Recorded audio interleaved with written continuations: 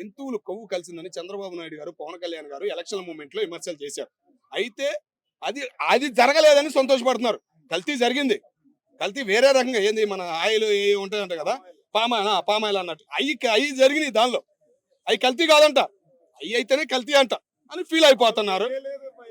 అది అసలు కల్తీ అనేది జరిగింది కదా, జరిగింది. ఆ నిందితులు పట్టుకుంటారు, చర్యలు తీసుకుంటారు కదా, కామ్గా ఉండాలి కదా. జంతు కవ్వు కలిసిందన్నారు, అది కలవలేదని వెళ్ళి కాళ్ళు కడుగుతున్నారు. రోజా గారు అయితే వచ్చి కాళ్ళు కడగాలి, ఏందేందో విమర్శలు చేస్తుంది రోజా గారు.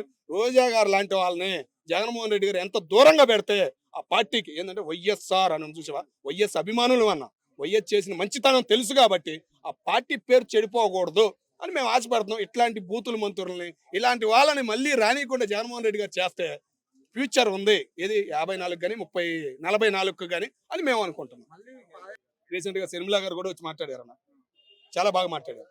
ఎన్నో సమస్యలు ఉన్నాయి, వాటి గురించి ప్రెస్ మీటింగ్కి వెళ్ళు, అసెంబ్లీకి వెళ్ళు, వాటిలో గట్టిగా మాట్లాడు, అప్పుడు నీకు ప్రజల నుంచి స్పందన వచ్చింది.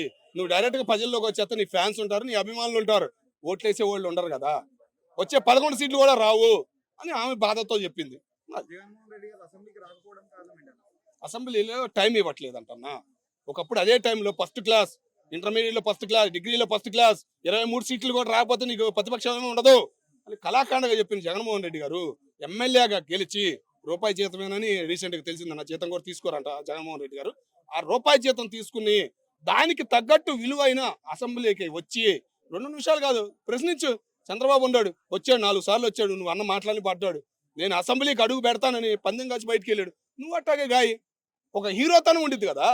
నువ్వు కుర్రాడు అయ్యా, ఆయన ముసలాయన కూడా అంత మాట్లాడినాడు. నువ్వు కుర్రాడు, వయసులో ఉండవు, ఎంత గట్టిగా మాట్లాడాలి కళాఖండగా.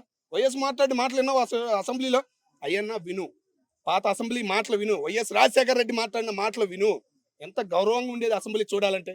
అవన్నీ నీలో రావాలి, నువ్వు మారాలని చెప్పేసి మేము కోరుకుంటున్నాం.